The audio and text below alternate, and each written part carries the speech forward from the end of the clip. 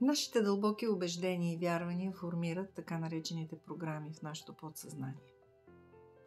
Един от начините да откриеме тези програми през нашия емоционален свят, когато сме потопени изцяло в някакъв вид негативна емоция, един от методите, който аз лично използвам и намирам за много полезен е, да се умееме да застанеме извън, т.е. да отдалечим емоцията, да я погледнем от едно така наречено метаниво и да я видиме, защото в нашата реалност, за да видиме нещо, то трябва да бъде отдалечено от нас, иначе няма начин как да го видим и разпознаем. Ние трябва да го отдалечим. Когато сме във вихъра на някаква емоция, един от подходите и начините да създадем, да култивираме това любопитство, детско любопитство, в което да се умяваме да задаваме точния въпрос в момент, в който преживяваме дадена емоция. Въпрос като: в какво трябва да съм дълбоко убеден и да вярвам, за да се чувствам по начина, по който се чувствам в момента? Това е изключително ключов, дълбок въпрос.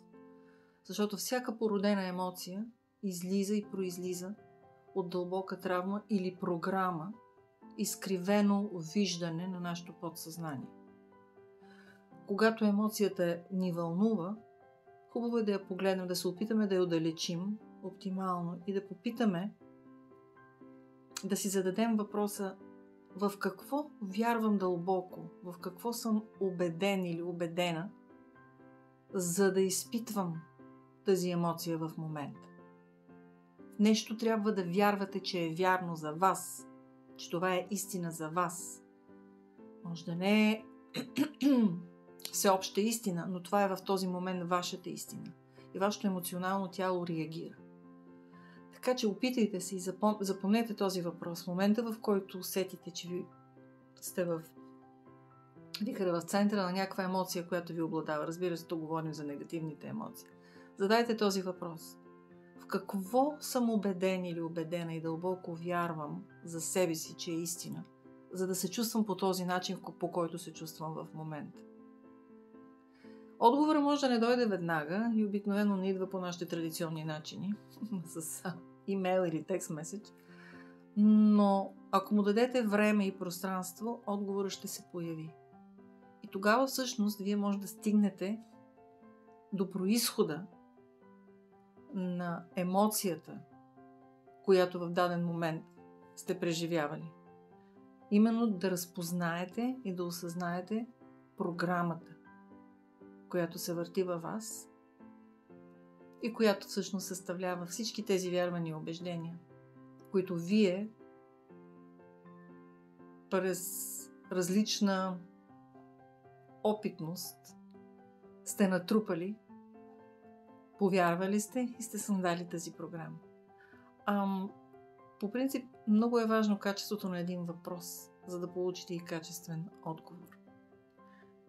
Винаги поставяйте под съмнение произхода на всяка една емоция.